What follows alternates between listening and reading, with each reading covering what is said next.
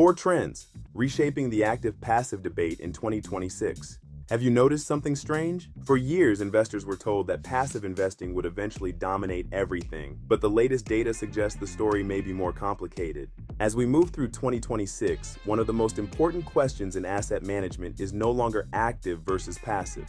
It's where active management still has the greatest opportunity to add value, and the trends from 2025 provide some fascinating clues.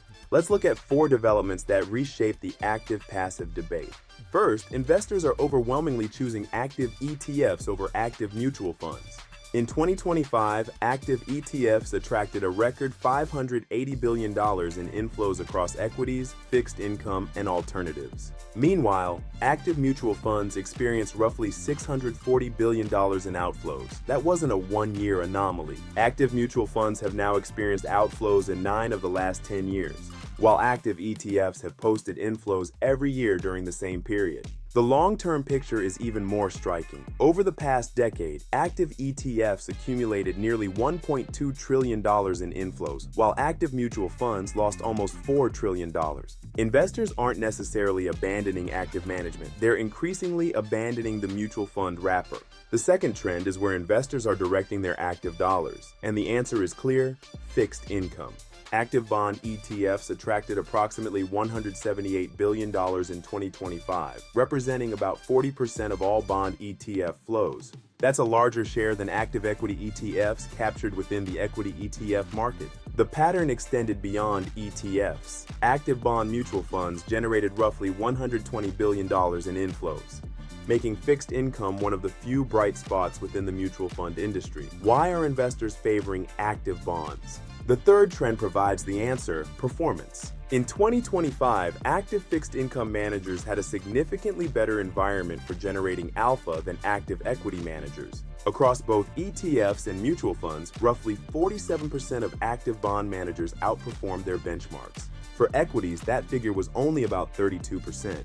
Looking deeper, across 9 major bond categories, 58% of active managers outperformed, generating an average excess return of approximately 0.34%. Across 11 major equity categories, only 31% outperformed, and average excess returns were negative.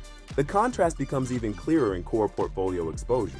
Around 65% of intermediate core plus bond managers beat their benchmark. Only about 31% of large blend U.S. equity managers did the same. In other words, active management found far more opportunities in bonds than in stocks. And then comes the fourth trend. Active ETFs often outperformed active mutual funds.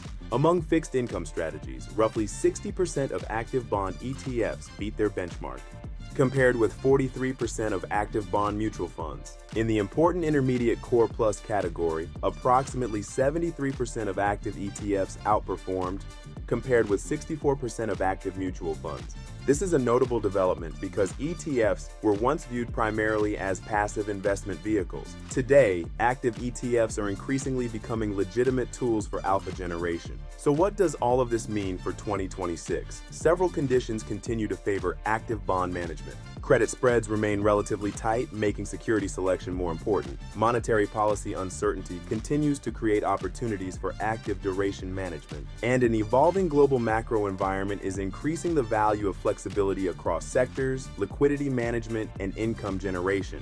The active versus passive debate isn't ending, it's evolving. The real question isn't whether active management works everywhere. The evidence suggests it doesn't. The more important question is where active management has the highest probability of adding value. And based on the latest data, fixed income may be one of the most compelling answers. That's the trend investors should be watching as 2026 continues to unfold.